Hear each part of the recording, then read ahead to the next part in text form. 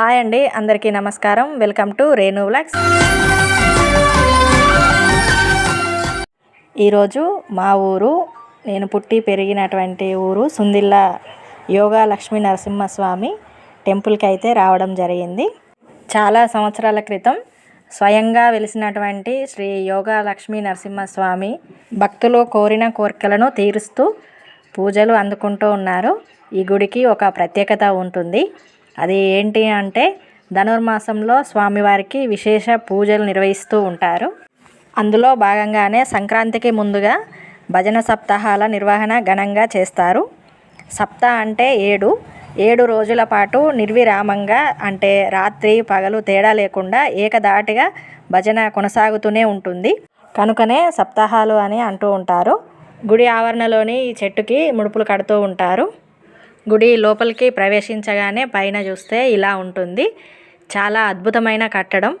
ఆ రోజుల్లోనే ఇలాంటి నిర్మాణం చేశారంటే ఎంతో గొప్పనైన విషయం. కింద రాతితో చెక్కబడినటువంటి స్తంభాలు ఉంటాయి. ఇదే ప్లేస్లో కూర్చుండి స్వయంగా ఆ స్వామివారి ఎదుటనే భజన చేయడం ఉంటుంది. నాకు తెలిసి ఈ విధంగా ఎక్కడా ఉండదనుకుంటా. 1-2 రోజులు లేదంటే పగలు కానీ రాత్రి కానీ ఏదో ఒక సమయంలో చేస్తూ ఉంటారు. కానీ ఈ విధంగా నాన్ స్టాప్గా చేయడం ఉండదనుకుంటా. కానీ ఈ దేవాలయంలో మాత్రం 7 రోజుల పాటు నిర్విరామంగా చేస్తూనే ఉంటారు. అంతేకాకుండా ఈ 7 రోజులు రోజుకు ఎవరో ఒకరు చొప్పున భక్తులు అన్నదానం కూడా చేస్తూ ఉంటారు.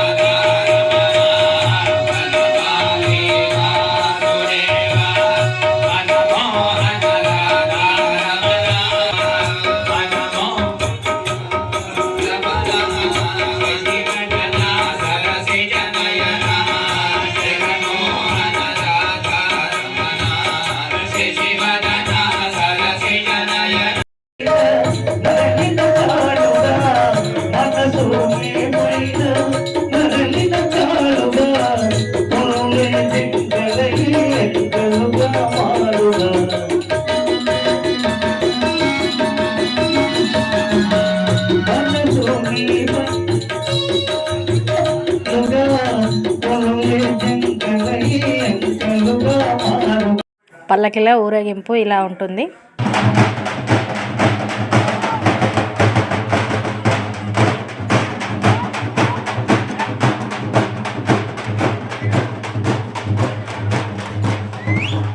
ఊరేగింపు మధ్యలో అక్కడక్కడ ఇలాంటి కొమ్మలను పెడతారు.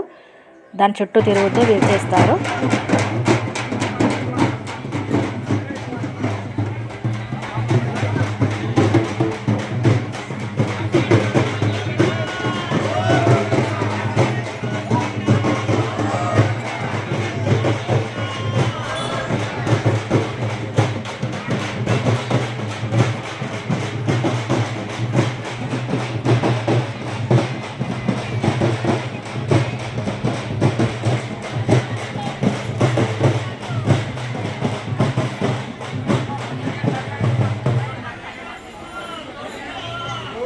లక్ష్మీ నరసింహస్వామి దేవాలయానికి పక్కనే శ్రీ రాజరాజేశ్వర దేవాలయం కూడా ఉంటుంది.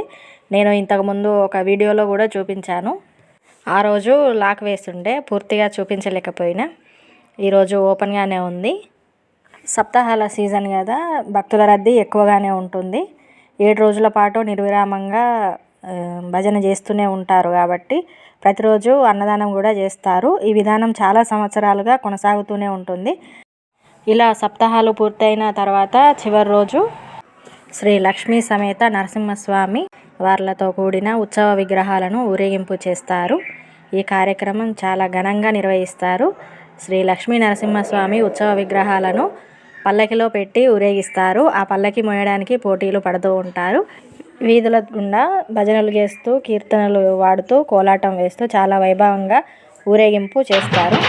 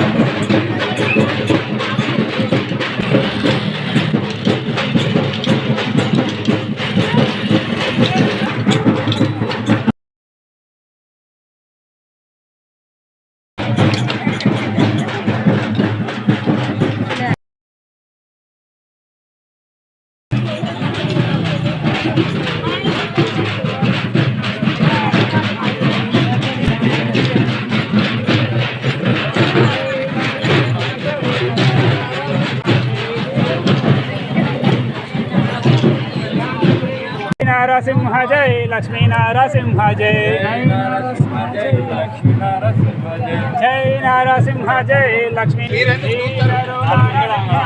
మహారాజ్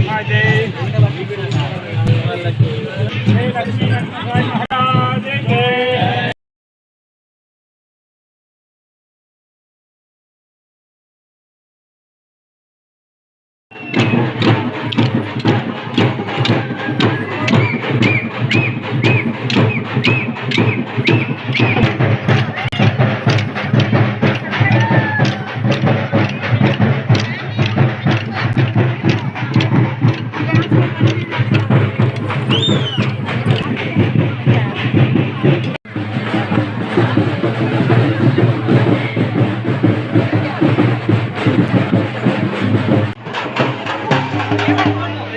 దేవుడి ఊరేగింపు తర్వాత స్వామివార్లకు దేవాలయ ప్రవేశం ఉంటుంది.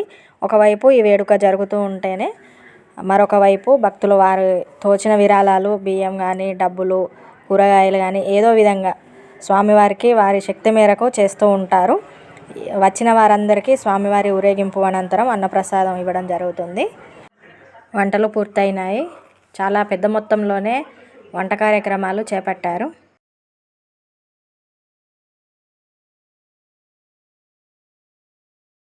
చాలా పెద్దగా ఉంటుంది ఈ హాలులోనే దేవుని కళ్యాణోత్సవం కూడా జరిపిస్తారు. ఇప్పుడు మేము అదే స్టేజ్పై మేమంతా కూర్చొని చూస్తున్నాము.